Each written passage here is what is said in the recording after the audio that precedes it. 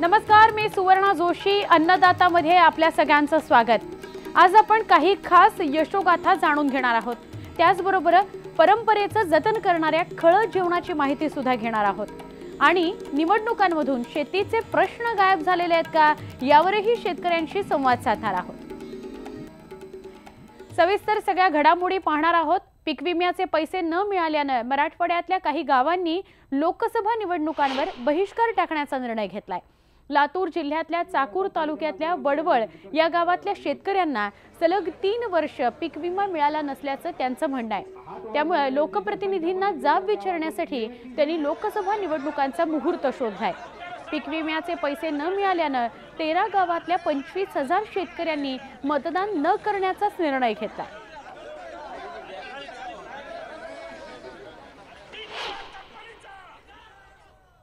मला मिळाल्याशिवाय मला पर्याय नाही. मी काय खाऊन काय शेताला जनावराला काय भागवावून कसं पाणी पाजू एवढं आम्ही मतदान देणार नाही, तुम्हाला एवढं सांगू. पीक विमा मिळवून देतील अशी त्यांची सर्वांची भावना होती, परंतु त्या भावनेला कुठेतरी ठेच पोहोचली असल्याने आणि विद्यमान सदस्य या ठिकाणी लोकसभेचे उमेदवार म्हणून उभा राहिलेले असल्याने या आंदोलनाला कितपत यश येतं याकडे सर्वांचं लक्ष लागून राहिलेलं आहे. वो मतदान के लिए बहिष्कार कर रहे हैं. हमारे को जब तक हमारा 17, 18, 19, 3 साल का विमा वडवल को आजू-बाजू के खेड़ों को मिला नहीं. चाकूर में हर गांव को मिल रहा है, वडवल को नहीं मिल रहा है. इसके लिए वडवल के पूरे जितने भी लोग हैं मतदान पे बहिष्कार कर रहे हैं. आमचा विमा भेटल्याशिवाय आम्ही मतदान करू देणार नाही, तुम्हाला गावात येऊ देणार नाही.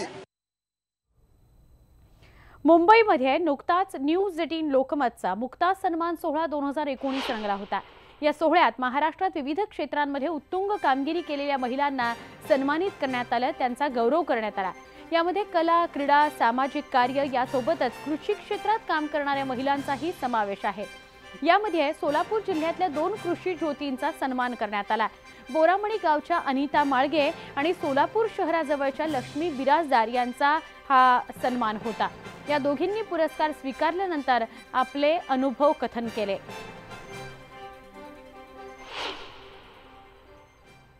न्यूज 18 लोकमतची मी मनापासून आभार व्यक्त करते. आणि न्यूज 18 लोकमतचं विशेष करून सांगायचं म्हटलं तरी गल्लीतील महिलेला दिल्लीपर्यंत पोहोचवण्याचं काम हे न्यूज 18 लोकमतनी केलेलं आहे. आणि याचबरोबर सोन्यासारखा शेतमाल जेव्हा कवडीमोल किमतीला विकावा लागतो तर होणाऱ्या वेदना समजण्यासाठी शेतकरीच व्हावं लागतं. जर उद्या अचानक शेतकऱ्यांचा माल बाजारामध्ये आपण घेऊन जातो, पण एकदम बाजारामध्ये जर आवक जर वाढली तर पूर्णपणे भाव कोलमडतो. तर जे शेतकऱ्यांसमोर जे प्रश्नचिन्ह उभं राहतो, नेमकी शेतकऱ्यांची हीच अडचण आम्ही लक्षात घेऊन महाराष्ट्रातील पहिली महिला शेतकरी कंपनी म्हणून यशस्वीने ॲग्रो प्रोड्युसर कंपनीची स्थापना केली. तर आमची कंपनी कसं की बोरामणी हा दुष्काळ भाग आहे, तर तिथं पाण्याचं प्रमाण देखील खूप कमी आहे आणि आमच्याकडे मुख्य पीक आहे तूर, हरभरा आणि ज्वारी. तर याच्यावरती प्रोसेसिंग करून आपण डाळ बनवून कंपनीच्या ब्रँडने डाळ विक्री करतो. आणि याचबरोबर कंपनी फक्त कृषीविषयकच काम न करता अदर ॲक्टिव्हिटीमध्ये देखील सहभागी होतो. तर बोरामणीमध्ये 350 टॉयलेट आम्ही उभं करून तर 12,000चं लाभ देखील गव्हर्नमेंटकडून आपण त्या लाभार्थ्यांना मिळवून दिलेला आहे. कारण आजकाल महिलांच्या नावावरती कुठेही असू दे, महिलांच्या नावावर काहीच प्रॉपर्टी नसते, कारण 7-12 उतारावरती देखील पुरुषांचं नाव असतं. तर नेमकं आम्ही संकल्पना अशा पद्धतीनं राबवली की बोरामणीमध्ये आम्ही किती टॉयलेट उभं केलं ना, त्या प्रत्येक टॉयलेटवरती आपण त्या महिलेच्या नावाचे नेमप्लेट आम्ही लावलेलं आहे. तर हे काम पाहण्यासाठी मेक्सिकोची टीम 2 वेळा बोरामणीला व्हिजिटसाठी आले. आणि याचबरोबर जलयुक्त शिवारच्या माध्यमातून देखील काम आम्ही मोठ्या प्रमाणावर केलेलं आहे. आणि 1,500 महिलांना आम्ही कौशल्य विकास प्रशिक्षणच्या माध्यमातून आम्ही त्यांना स्किल डेव्हलपमेंटच्या असतील किंवा प्रोसेसिंगच्या असतील, याचबरोबर ब्युटी पार्लर, शिवण क्लास अशा पद्धतीनं त्यांना ट्रेनिंग दिलेलं आहे.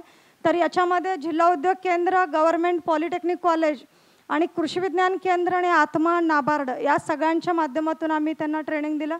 जवळपास 80% महिला या स्वतःच्या पायावरती उभ्या आहेत. आणि याचबरोबर नाबार्ड आणि यशस्विनी ॲग्रो कंपनी, विदर्भ कोकण ग्रामीण बँक या तिघांमध्ये ट्रायपार्टी ॲग्रीमेंट झालं. आणि शेतकऱ्यांना शेतीपूरक व्यवसाय करण्यासाठी 585 महिला शेतकऱ्यांना आपण 3 कोटी रुपयाचं वाटप केलेलं आहे नाबार्डच्या माध्यमातून. आणि दुसरं म्हणजे सांगायला मला अभिमान वाटतोय की आज एक महिला कंपनी स्थापन होऊन परत त्याच कंपनीला सोलापूर जिल्ह्यातील 10 कंपनी स्थापन करण्याचं काम हे नाबार्डच्या माध्यमातून आपल्या कंपनीला मिळालेलं आहे. आणि दुसरं म्हणजे न्यूज 18 लोकमतचं विशेष सांगायचं म्हणलं तरी प्रधानमंत्री साहेबांशी जे माझं 20 जूनला व्हिडिओ कॉन्फरन्स झालं, याच्या माध्यमातून सर्वप्रथम न्यूज 18 लोकमत ही मीडियाने उचलून धरलं आणि याच्या माध्यमातून जे काही गल्लीतील महिला आहेत तर दिल्लीपर्यंत पोहोचवण्याचं काम हे न्यूज 18 लोकमतच्या माध्यमातून झालेलं आहे. मुट्ठी उसकी खाली हर बार नहीं होती, मुट्ठी उसकी खाली हर बार नहीं होती, कोशिश करने वालों की कभी हार नहीं होती. संघर्ष का मैदान छोड़ मत भागो यारो, संघर्ष का मैदान छोड़ मत भागो यारो, संघर्ष करने वालों की कभी हार नहीं होती. न्यूज 18 लोकमतच्या मुक्ता सन्मान 2019 मध्ये कृषी स्टार्टअपसाठी सोलापूरच्या कडक भाकरी बनवणाऱ्या लक्ष्मीताई बिराजदारांचाही गौरव करण्यात आला. कडक भाकरीच्या उत्पादन आणि विक्रीतून त्यांनी 20 महिलांची कुटुंब उभी केली आहेत. त्यांनी काय भावना व्यक्त केल्या त्याही जाणून घेऊयात.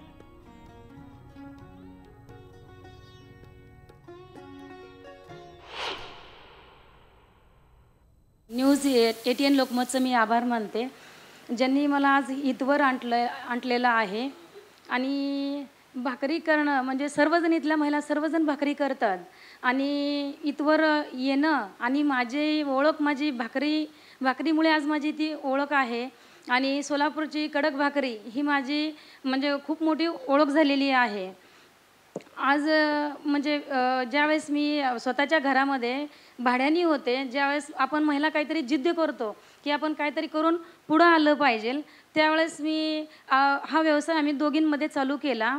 आणि त्यावेळेस तो आम्ही म्हणजे मार्केटिंग करण्यासाठी बाहेर पडलो. त्यावेळेस काहीतरी लोक म्हणत होते की हे काहीतरीच विकायला आलेत आणि विकतात आणि हे चालणार नाही आहे. पण आम्ही त्यांना म्हटलं की ठेवून बघा सर, तुम्ही हे विकताल आणि खूप चांगल्यामध्ये प्रगती होईल. तर आज मला सांगावं वाटतंय की आज आपले जे नको म्हणत होते ते व्यापारी आज आपल्याकडनं 1000 ते 500 भाकरी म्हणजे दररोज 500 ते 1000 भाकरी घेऊ शकतात. आणि दररोज म्हणजे मंथली माझे 30 ते 40,000 माल माझा मी बाहेर पाठवत आहे.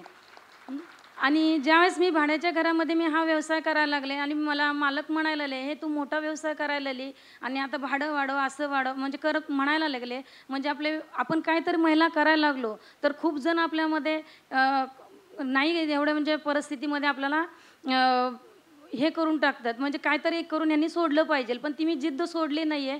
आज मी ते जे भाड्याचं घर होतं ते स्वतः घेतलं आणि आता स्वतः मी 3 मजली बिल्डिंग स्वतःच्या ह्याच्यावर करायला लागले आहे. प्रत्येकजण सर्वजण महिला म्हणत होत्या की प्रत्येक म्हणजे कर्तबगार पुरुषाच्या मागे महिलेचा हात असतो, पण मी स्वतःच सांगते की माझ्या मागे माझ्या मिस्टरांचा हात एवढा मोठा आहे आणि मी बनवते आणि घरात ठेवते, पण पूर्ण मार्केटिंग हे माझे मिस्टर करतात आणि माझी दोन्ही मुलंही मला करतात. मी आज 2 महिलापासून चालू केलेला व्यवसाय आज 20 महिलांपर्यंत मी पोचवलेला आहे. आणि मला एवढंच सांगायचं आहे, आज 20 आहे आणि ह्याच्या येत्या वर्षापर्यंत हे जे 100पर्यंत मी रोजगारांना म्हणजे महिलांना रोजगार नाही आहे. शिकणाऱ्यांना सर्व काम देतात पण न शिकणाऱ्यांना कोणीही काम देत नाही. पण त्या महिलांना मी काम देईल हे मी लोकमत 18 लोकमतला मी सांगू शकते. आणि जे मला एक 18 लोकमतला मला सांगायचं आहे की ज्यावेळेस बाळ आई वडिलांचा हात धरून चालत असतं म्हणजे पडतंय आणि आई वडील त्याला बोट धरून उठवतात, तसं मला लोकमतवाल्यांनी काय केलं म्हणजे 18 लोकमतवाल्यांनी कुठंतरी मी व्यवसाय करताना म्हणजे पडत होते, पण त्यांनी मला हात बोट धरून मला वर आणलं आणि आज मला इथं उभं केलं. तर या होत्या लक्ष्मी बिराजदार. वळूया पुढच्या बातमीकडे. हिवाळ्यानंतर उन्हाळा सुरू होण्याच्या टप्प्यात खानदेशातल्या केळीला उच्चांकी दर मिळतात, पण यंदा शेजारच्या देशात थांबलेला व्यापार आणि त्याचा व्यापाऱ्यांनी घेतलेला गैरफायदा यामुळे केळी उत्पादकांचा खर्चही वसूल होईन असा झालाय. आपण पाहूयात केळी पट्ट्यातल्या रावेरची ही बातमी. रावेर जवळच्या खेड्यात चिंतामण पाटील गेल्या अनेक वर्षांपासून निर्यातक्षम केळीची शेती करतायत. त्यांना दरवर्षी मार्च महिन्यात केळीला समाधानकारक भाव मिळतो. सध्या त्यांच्याकडे 2 एकरामध्ये केळीची काढणी सुरू आहे. ही केळी पंजाब राज्यात विक्रीसाठी चालली आहे, पण या केळीचे भाव निम्म्यानं पडले असल्यानं केळीची शेती संकटात सापडली आहे. आंध्रा चालू झालेला आहे, त्याच्यानंतर बाहेर जो जाणारा माल होता तो बंद झालेला आहे. काही पाकिस्तानचं कारण सांगून आले, काही तिथे डिमांड नाही आहे थोडं 2-4 दिवस पोझिशन सुधारते, 2-4 दिवस कमी होते. म्हणजे शेतकरी एकदम मिठाकुटीला आला अशी परिस्थिती झाली आज. तुम्हाला हे जे रेट मिळत आहे ते हे जे केळीचे रेट बोर्ड असतं त्या बोर्डानुसार काय भाव आहे ते? 900 आणि 14चा फरक आहे आजची पोझिशन. म्हणजे 900 रुपये रेट 10 असला आणि 14 सकट 84 रुपये, म्हणजे 984 रुपये रेट मिळाला पाहिजे होता. परंतु अजून आता तसा काही रेट मिळून नाही राहिला इथे. रावेर बोर्डाच्या नियमानुसार शेतकऱ्यांना केळीचे भाव मिळावे अशी अपेक्षा असते, पण व्यापाऱ्यांकडून कधी मार्च एंड तर कधी निर्यात बंदी तर कधी अन्य बहाणे सांगून केळीची मागणी कमी करत भाव पाडण्याचे प्रकार नेहमीच चालतात. सध्या केळीची मागणी कमी असल्याचं कारण देत व्यापाऱ्यांनी निर्यातक्षम केळीचे दर निम्म्या किमतीपर्यंत पाडले आहेत. 984 रुपयाचा रेट मिळाला पाहिजे आजच्या परिस्थितीनुसार. परंतु बऱ्हाणपूर मार्केटच्या पोझिशन धरून इथे आज रोजी मंदी आहे असं सांगून सण व्यापारी 200 रुपये कमी करून 800 रुपयेमध्ये केळी कापावी लागते. ते बी एक्सपोर्ट क्वालिटीची केळी. आणि खराब केळी तर कोणी काटायलाच तयार नाही, तिला फेकून द्यावी लागते. जे जैन टिश्यू कल्चरची एक्सपोर्ट क्वालिटीची केळी असेल ती सुद्धा कमी रेटमध्ये द्यावी लागते. तर बाकीच्या केळीचा तर विषयच नाही. समजा हे जे तुम्ही व्यापारी स्वतः इथे येऊन घेऊन चालता आहे का तुम्ही काय? नाही, आम्ही व्यापाऱ्याला देतो. इथे शेतकऱ्याचं पोझिशन आहे कुठे दादा, इथे व्यापाऱ्याला आम्ही विकतो इथे. म्हणजे आज हा जर माल 900 रुपये रेट पूर्ण रेटनं गेला असता तर हा 2 टनचा ट्राला भरला जातो इथे. म्हणजे 20 टनचा 200 क्विंटल माल आहे. याच्यामध्ये 1,80,000 90,000 रुपये बनले असते. तर आज रोजी 800च्या भावाने 1,60,000 रुपयाचा ट्राला द्यावा लागतोय. त्याचं कारण आहे, कारण आपण ठेवू शकत नाही. ते जास्त दिवस टिकणारं ते फ्रूट आहे ते 2-4-5 दिवसातच त्याला फेकावं लागतं. रावेरजवळ मध्य प्रदेशातलं बऱ्हाणपूर मार्केट देखील केळी मंदीच्या गर्तेत सापडलंय. परिणामी शेतकऱ्यांपुढे नाशवंत असलेल्या केळीची बाग विकून भेटतील तेवढे पैसे घेण्यावाचून पर्याय राहिलेला नाहीये. सध्या केळीला प्रति किलो 7 रुपयांपर्यंतच भाव मिळतोय. किमान तो 15 रुपये मिळणं अपेक्षित आहे आणि तरच केळी उत्पादक शेतकरी उभा राहू शकेल. भुसावळहून इम्तियाज अहमदसह ब्युरो रिपोर्ट, न्यूज 18 लोकमत. निवडणुकीच्या वातावरणामध्ये राज्यातल्या शेतकऱ्यांना काय वाटतंय ते जाणून घ्यायचा न्यूज 18 लोकमतचा प्रयत्न आहे.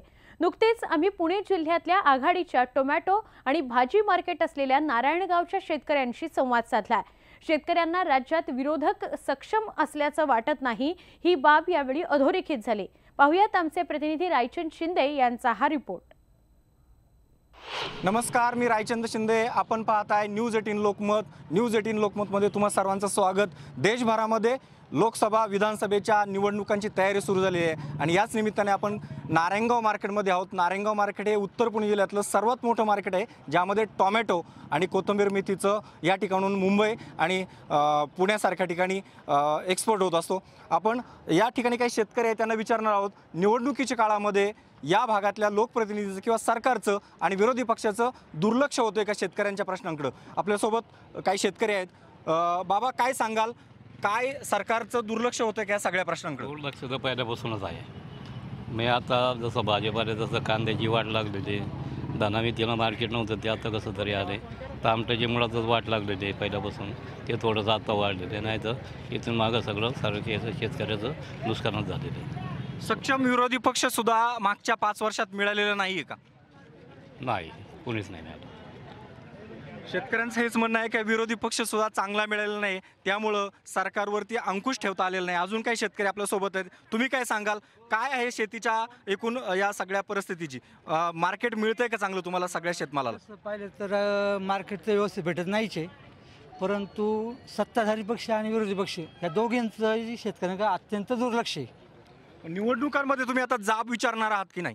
नाही, विचारलंच पाहिजे, परंतु कसं आहे आता सार्वमत जास्त अवलंबून आहे. सगळ्या पक्षांनी किंवा विरोधी पक्षसुद्धा सक्षमच पाहिजे, सत्ताधारी पक्ष सक्षमच पाहिजे, पण विरोधक जास्त सक्षम पाहिजेत. शेतकऱ्यांकडे एकूणच या दोन्ही पक्षांचं दुर्लक्ष होते. अजून एक दादा आहेत, तुम्ही काय सांगाल, दुधाचे दर कसे मिळतात? या परिसरातून सर्वात जास्त दूध निर्यात होत असते. दुधाला मुळात दरच नाही. आता शेतकऱ्यांची इतकी बिकट अवस्था आहे की शेतकऱ्यांना सुग्रास आणि दूध याचं जर ताळमेळ जर बघितलं तर शेतकऱ्याला झिरो उरते मागे. त्याच्यामुळं सरकारचं दुर्लक्ष आहेच आहे, पण विरोधक जे आहेत ना, विरोधकही बी त्याच्यावरती काय अजिबात रिॲक्शनच घेत नाहीत. दूध धंदा अगदी फार डबघायला आलेला आहे आता, त्याच्यामुळं शेतकऱ्यांनी लय अडचणीत येत. आता निवडणुकीच्या काळामध्ये तुमच्याकडं प्रतिनिधी मत मागायला येणार, तुम्ही काय प्रश्न करणार आहात त्यांना? तुम्ही काय सांगाल? निवडणुकांच्या काळामध्ये हे सगळे प्रश्न पुढे येत आहेत, तुमचे नेमके काय प्रश्न आहेत एक शेतकरी म्हणून? एक शेतकरी म्हणून मी नेहमीच काही प्रश्न विचारायला अग्रेसर राहील. सध्याच्या काळात स्वामीनाथन आयोगाची मागणी करत होते सगळेजण. विरोधी पक्षांनी त्याच्याकडे लक्ष दिलं नाही, सत्ताधाऱ्यांनी पण त्याच्याकडे लक्ष दिलं नाही. दुधाचे भाव पडत आहेत, कोणत्याही पिकाला हमी भाव नाही आहे. टोमॅटोचा विचार केला तर आज टोमॅटोला पण भाव नाही आहे पाहिजे तितकासा. कांदा पिकवायला 1 किलो मागे जर विचार केला शेतकऱ्याने तर 4 रुपये खर्च येतो. तोच कांदा जर 6 रुपयाने पिकत असेल तर शेतकऱ्याला यात काय भेटणार आहे? कष्ट करून शेतकऱ्याला कोणत्याही प्रकारचा फायदा होत नाही याच्यात. उत्तर पुणे जिल्ह्याचा जर विचार केला तर सगळ्यात बाबतीत तो संपन्न असतो कायम. पाणीवर मुबलक पाणी, सगळ्या गोष्टी मुबलक आहेत, पण शेतीला जो हमीभाव भेटत नाही त्यामुळे कायमच शेतकऱ्यांचं इकडे नुकसान होत चाललेलं आहे. सत्ताधारी पक्षाने त्याचबरोबर विरोधी पक्षाने सुद्धा या गोष्टींचा विचार केला पाहिजे. आणि त्याचबरोबर आजची पिढी अशी झाली आहे की राजकारणाचा विचार करत नाही, राजकारणात पडायला मागत नाही. शिकलेल्या पिढीने, तरुण पिढीने राजकारणात अग्रेसर व्हायला पाहिजे. आज राजकारणात जातोय कोण अंगठे बहाद्दर, 10वी नापास, हे पुढे जात आहेत. शिकलेला नेता तयार करा, शिकलेल्यांनी राजकारणात पडा, याचा फायदा होईल. जे शिकलेले आहेत शेतीला हमीभाव कसा करायचा, ह्या पद्धतीत सगळ्या गोष्टी तयार होतील. लोकसभेत आपला खासदार सक्षम आणि तरुण पाठवावा असं तुमचं मत आहे. काही तरुण शेतकरी आपल्या सोबत आहेत, तुम्ही काय सांगाल? काय प्रश्न आहेत तुमचे? सत्ताधारी आणि विरोधक कमी पडत आहेत का? यामध्ये जर सांगायचं गेलं तर भारत हा कृषीप्रधान देश आहे. याच्यामध्ये जवळजवळ 60 ते 70% लोक ही शेतीवर अवलंबून आहे. आणि ग्रामीण भागाचा जर विचार केला तर बरेचसे लोक हे ग्रामीण भागामध्ये शेतीवर अवलंबून असतात. जर टोमॅटोसारख्या पिकाचा जर विचार करण्यात आला तर त्या ठिकाणी आता खूप महागाई वाढलेली आहे, रोजंदारी पण वाढलेली आहे. त्याच्यामध्ये जर मल्चिंगचा जर तुम्ही खर्च पाहिला, एकरी खर्च, त्याच्याबरोबर त्याची मशागतचा खर्च पाहिला, शेणखताचा खर्च पाहिला तर साधारणतः 1 लाख रुपयापर्यंत एकरी खर्च येतो. आणि तसं जर पाहिलं मार्केटला जर तोच माल जर आणला तर शेतकऱ्याला याच्या किंवा त्याच्या तोंडाकडं पाहायला लागतं.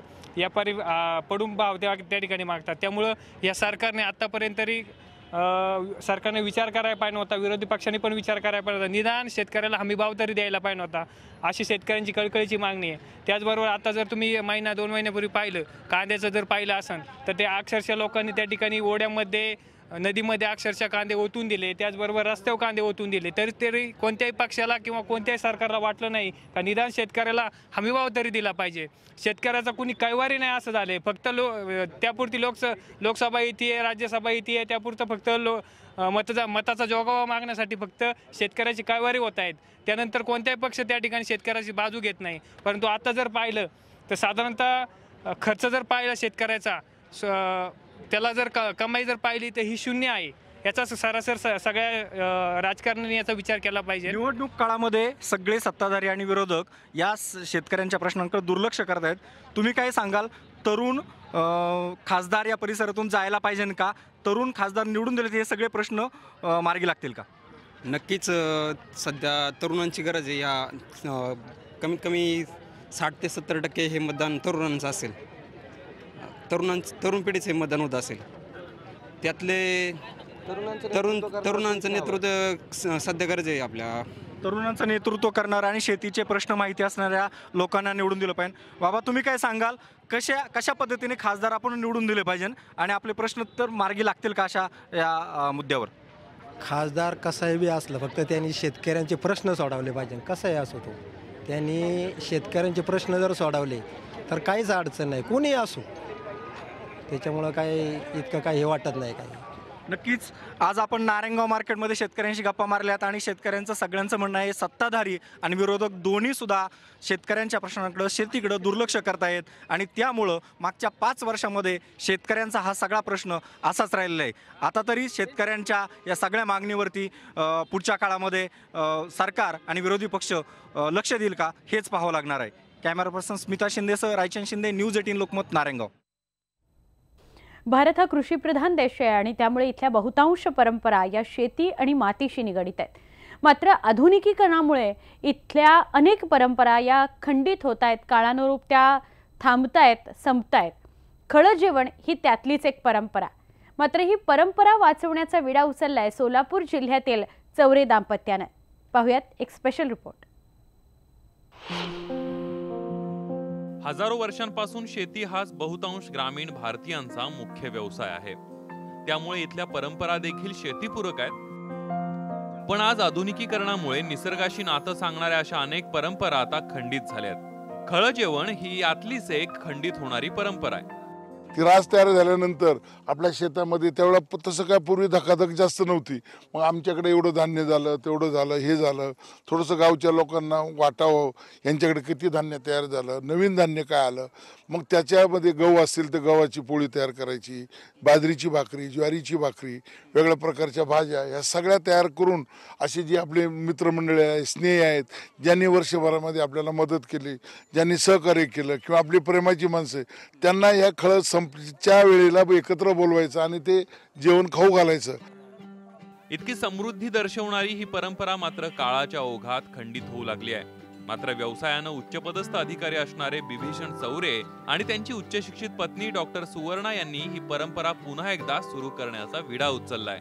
परंपरा खरं तर 30 वर्षापूर्वी वगैरे मी अगदी लहान होतो त्यावेळेस मला दिसायची, परंतु काळाच्या ओघामध्ये आधुनिकीकरणात ही प्रथा हळूहळू बंद झाली. पण माझ्या मात्र मनात कुठंतरी खोलवर होतं की ही प्रथा जी आहे ती फक्त प्रथा नसून किंवा अंधश्रद्धा नसून तो श्रद्धेचा विषय. आणि काळी आईचं आपल्यावर जे उपकार आहेत, काळी आई असेल, निसर्ग असेल किंवा पंचमहाभूतं, त्यांचं आपल्यावर जे उपकार आहे त्यांच्यामुळं आपण हे जीवन जगतो, त्यांची कृतज्ञता व्यक्त करायला पाहिजे. आणि त्याच्यातून मी माझ्या वडिलांशी सल्लामसलत केला आणि वडिलांनी सांगितलं की माझ्या लहानपणी किंवा आम्ही सुद्धा हे अशा प्रकारचं खळं जेवण तयार करायचो, लोकांना जीव घालायचो, त्या निमित्तानं सगळे एकत्र यायचं आणि आम्ही हा कार्यक्रम आता सुरू केलेला आहे.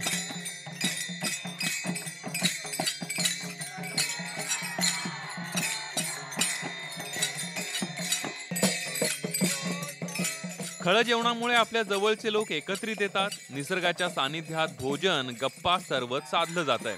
त्यामुळे वेगळा आनंद अनुभवायला मिळतोय. ह्या चांदण्या रात्रीमध्ये आपण स्वतः घाम गाळून जे काही धान्य पिकवलंय त्या धान्याचा सगळ्यांना आस्वाद घेता यावा, यासाठी आम्हाला ही परंपरा पुन्हा एकदा चालू करावीशी वाटली. तसं तर आपण नेहमीच म्हणजे गेट टुगेदर वगैरे ह्या हॉटेलमध्ये जाऊन पार्ट्या वगैरे करत असतो, पण चांदण्या रात्रीमध्ये शेतामध्ये आणि आपल्या शेतामध्ये जे काही भाजीपाला धान्य उगवलेलं आहे त्याचाच आस्वाद सगळ्यांना घेता यावा यासाठी आम्ही ही परंपरा चालू केलेली आहे. पूर्वी खळं जेवण वेगवेगळ्या पद्धतीनं साजरं केलं जात होतं. मात्र कालानुरूप त्यात बदल होत गेले. परंतु आता ती परंपराच लोप पावल्याचं जुने जाणते सांगतायत. पहिली परडी म्हणून खळी करीत होती. बडवायचं सगळं, कडेला लावायचं मादान आणि पुन्हा जेवण द्यायची आणि जेवण झाल्यावर पुन्हा मग उपनम पोती भरायची. आता ह्याला कमीत कमी 30-35 वर्ष झालं बंद होऊन. त्याच्या मागं होतं. लहानपणी काय त्याच्या मागलं वेगळं होतं, पुन्हा ही वेगळं झालं. त्याच्या मागं त्यांचं वेगळं होतं. ते चौरे दाम्पत्यानं सुरू केलेल्या या खळं जेवणामुळे वयोवृद्धांना आपलं बालपण आठवत आहे, तर नव्या पिढीला यामुळे जुनी परंपरा अनुभवायला मिळते. आपले आप्तस्वकीय त्यांना भेटलेले आहेत. पहिली होती खिचडा ती करायची, खिरी पोळ्या सगळं करत होती पहिलं, पण आता नाहीच की, आता सगळं बंद झालेलं आहे. तवा मला निघत होते, जास्त निघत होते तवा बी. ऊस ते पाणी भरपूर होतं, आता जरा पाण्याची बी जरा वरचीवर जरा कमी झालंय. मक्याची भाकरी, ज्वारीची भाकरी, चपाती, ह्याचा जो आनंद आहे हा आजकालच्या नवीन जनरेशनला हा कधी भेटत नाही सहजसहजी. आणि हे जे बघून जे उत्साहाचं वातावरण झालंय, एक यातून काय की हे जर असंच चालत राहिलं तर सगळे जे नवीन पिढी आहे ते पण ह्याच्याकडे अट्रॅक्ट होईल, कारण हे लोकांनी अजून बघितलंच नाही कुणी. हे बघून असं फार आनंद वाटतोय, कारण मी अगोदर कधी बघितलं नव्हतं. माझ्या मम्मी पप्पांनी हे केलंय, चा आनंद वाटतोय खूप. आणि अगोदर जुन्या काळात हे करायचे आणि हे कोण करत नव्हतं, आता 15 वर्षांनी हे केलंय. काळ जसजसा पुढे जातो त्याप्रमाणे आपण आपल्या प्रथा परंपरांमध्ये बदल करायला हवा. त्याला आधुनिकतेची जोड देणंही गरजेचं आहे. एकीकडे बळीराजाच्या अनेक परंपरा ज्या आहेत त्या खंडित होताना आपण पाहतोय, मात्र सोलापुरातील या चौरे दाम्पत्याने दुसरीकडे ह्या बळीराजाच्या ज्या खंडित झालेल्या परंपरा आहेत त्या पुनरुज्जीवित केलेल्या आहेत. त्यामुळे महाराष्ट्रातील तमाम शेतकऱ्यांनी या खळ जेवणाची संकल्पना पुन्हा एकदा आपल्या शेतामध्ये सुरू करणं गरजेचं आहे. त्यामुळे आपल्या नव्या पिढीला खळ जेवण नक्की काय असतं हे माहिती होईल. व्हिडिओ जर्नलिस्ट अनिल कांबळेसह सागर सुरवसे, न्यूज 18 लोकमत, सोलापूर. सोलापूरच्या या रिपोर्टसह अन्नदाता या कार्यक्रमामध्ये आपण इथेच थांबणार आहोत. पहा फक्त न्यूज 18 लोकमत.